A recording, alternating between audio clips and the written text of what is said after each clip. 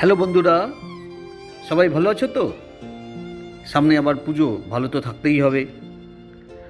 আজ আমি আসছি তোমাদের ভালোবাসায় আপ্লুত হয়ে তোমাদের জন্য নিয়ে এসেছি এক নতুন ভিডিও। থাম্বনেল এবং টাইটেল দেখে নিশ্চয়ই বুঝতে পেরে গেছো এতক্ষণে ভিডিওটা গুলমার্গ ভ্রমণ নিয়ে। গুলমার্গ ভ্রমণ যদি সঠিকভাবে করতে পারো তবে তা সারা জীবনে মনের মধ্যে এক মনোরম সুখস্মৃতি নিয়ে থেকে যাবে চিরকাল। এই গুলমার্গ ভ্রমণের জন্য কয়েকটি বিষয় অবশ্যই তোমাদের পালন করতে হবে। প্রথমত, ট্রেন বা প্লেনের টিকিট কাটার প্রায় সঙ্গে সঙ্গেই তোমাকে গুলমার্গের রোপওয়ের টিকিটও কেটে রাখতে হবে। যদি আগে থেকে টিকিট না কাটা থাকে আর ভ্রমণের দিন যদি কোনো অফলাইন কোটা না থাকে তবে গুলমার্গ ভ্রমণ বৃথাই যাবে।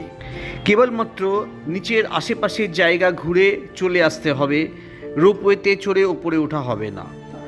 রোপওয়েকে এখানকার লোকেরা গান্ডোলা বলে। এই গান্ডোলা রাইড করে দুটো স্টেজের মাধ্যমে তোমাকে প্রায় 14,000 ফিট ওপরে নিয়ে যাবে এই রোপওয়ে। এখানে কম বেশি প্রায় সারা বছরই অল্প বিস্তর বরফ দেখা যায়। প্রথম ধাপে ওঠার টিকিট মূল্য 800 টাকা, যা প্রায় 10,000 ফিট ওপরে তোমাকে নিয়ে যাবে। জায়গাটার নাম কান্ডোরি। আর দ্বিতীয় পর্যায়ে তোমাকে প্রায় 14,000 ফুট ওপরে নিয়ে যাবে এবং তার ওপরে ওঠার মূল্য 1,000 টাকা। দ্বিতীয় ধাপের টিকিট পাওয়া যাবে আবার প্রথম ধাপের টিকিট কাটার পরেই। অর্থাৎ প্রথম ধাপের টিকিট অনলাইনে প্রথমে কাটতে হবে, তারপর আবার প্রথম ধাপের টিকিটের নম্বর দিয়ে দ্বিতীয় ধাপের টিকিট কাটতে হবে। এটাই হচ্ছে একমাত্র অপশন গুলমার্গে গান্ডোলা রাইডের জন্য। আর হ্যাঁ, যাবার সময় অবশ্যই শীতের পোশাক সঙ্গে করে নিয়ে যাবে। ওপরে বৃষ্টির সম্ভাবনা আছে কি না খোঁজ খবর নেবে ভালো করে। যদি বৃষ্টির সম্ভাবনা থাকে তবে অবশ্যই রেনকোট সঙ্গে করে নেবে। যদি সঙ্গে আনতে ভুলে গিয়ে থাকো তবে অবশ্যই লাইনে কিছু হকার ভাইরা রেনকোট, কর্পূর, পিপারমেন্ট জাতীয় লজেন্স ইত্যাদি বিক্রি করতে দেখবে। তাদের কাছ থেকেও রেনকোট কিনে নিতে পারো। 100 থেকে 150 টাকা তারা নেবে। এবার লাইনের দিকে ক্রমশ এগিয়ে যাও তোমরা। তোমার লাইন এলে কেবল কারে চড়ে বসো এবং প্রথম ধাপে প্রায় 10 মিনিট এবং দ্বিতীয় ধাপে প্রায় 12 মিনিট থেকে 15 মিনিট রাইড উপভোগ করো। খুব মজা করো, চারদিক দেখো, প্রকৃতির দৃশ্য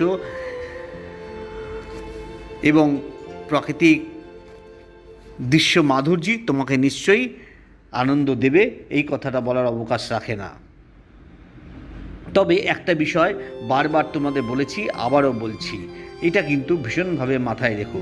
লোকাল লোকেদের সঙ্গে অযথা বাদানুবাদে জড়াবে না। তারা নানান প্রলোভন দেবে।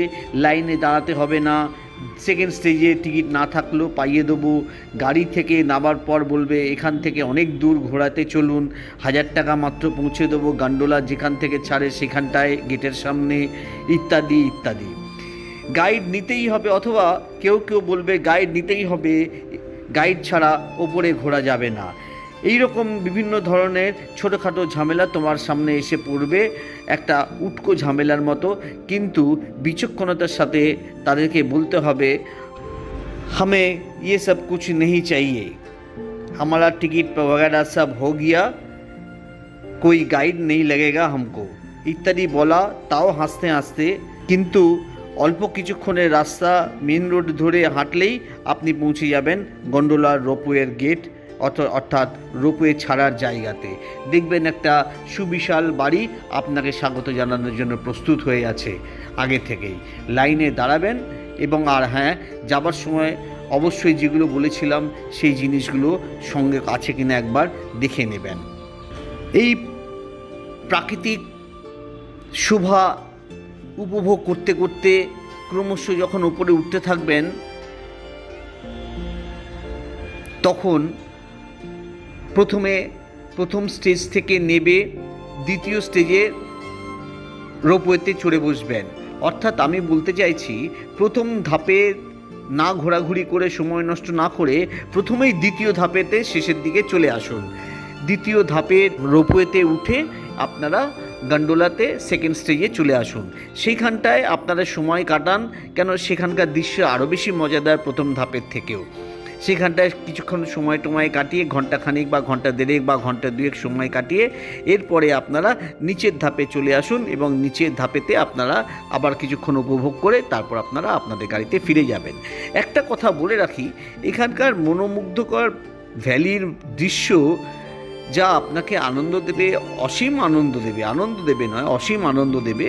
এখান থেকে ওপর থেকে যখন দ্বিতীয় স্টেজের ওপরে গিয়ে আপনি মেঘের আনাগোনা দেখবেন এবং ওই উপরে পাহাড়ের মাথায় উঠে গিয়ে যখন আপনি নিচের দিকে তাকাবেন মেঘের আনাগোনা দেখতে দেখতে, তখন আপনার মনে হবে আপনি অনেক ওপরে আছেন মেঘের থেকেও, এবং এই অনুভূতিটা আপনার এমন একটা পর্যায়ে চলে যাবে যে আপনি সত্যি কিছুক্ষণের জন্য হয়তো নিজেকে নিজের জায়গা থেকে হারিয়েই ফেলবেন। এখানে সেখানে হাঁটাহাঁটি করুন। ওখানটায় মাত্র 2 কি 3টে দোকান পাবেন, বেশি দোকান পাবেন না, এবং খুবই সত্যি কথা বলতে কি চড়া দামে জিনিস বিক্রি হয়। 100 টাকা সামান্য একটা ম্যাগির দাম নেবে, 50 থেকে 100 টাকা নেবে কফির দাম, এবং যথারীতি অন্যান্য দ্রব্য জিনিসেরও দাম বহুগুণ বেশি এখানটায়। যাই হোক, যদি ঘোরাঘুরি করতে করতে খিদে ফিদে পায় তাহলে কিছু টুকটাক জিনিস কিনে খেয়ে নিয়ে আবার নিচে নেমে আসুন। ওপরে একটা জিনিস বলে রাখি, একটা কথা না বললেই নয়, উপরে কিন্তু বিভিন্ন রাইড পাবেন আপনি, বা নিচের 1 নম্বরের শেষেতেও আপনি বিভিন্ন রাইড পাবেন। এইটা কোন রাইডে চড়বেন কোন রাইডে চড়বেন না, ওয়াটার স্কুটি করবেন, কোন রাইডে চড়বেন বা কোন রাইডে চড়বেন না, এটা সম্পূর্ণই আপনার ব্যক্তিগত ব্যাপার। আপনার ভালো মন্দ সামর্থ্য ইত্যাদি সমস্ত বিবেচনা করে আপনি আপনার মতন করে আনন্দ করুন, কোনো অসুবিধে নেই। আর প্রকৃতির দৃশ্য, আবার বলছি, প্রকৃতির দৃশ্য দেখতে থাকুন। এবারে প্রকৃতির শোভা দেখতে দেখতে পুনরায় পেহেলগামে পৌঁছে বিশ্রাম নেবার পালা। বেশ খানিকটা বিশ্রামের পর মেন রাস্তা ধরে আবার হাঁটাহাঁটি করুন। দিনের শেষে রাত্রে খাওয়া দাওয়া করে হোটেলের ঘরে ফিরে আসুন। আপনার ভালো লাগবে, ঘুমকে আর ডাকতে হবে না, ঘুম এসে আপনার চোখেতে আপনা আপনি স্থান করে নেবে।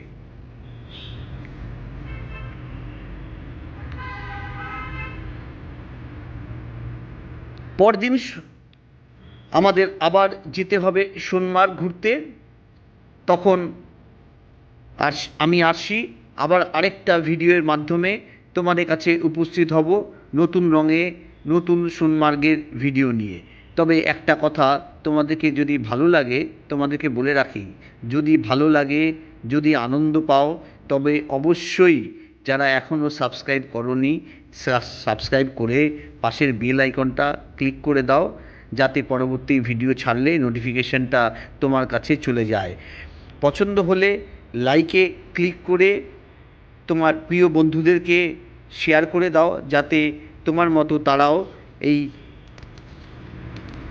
ভিডিও দেখে বা এই দৃশ্যপট দেখে আনন্দ পায়।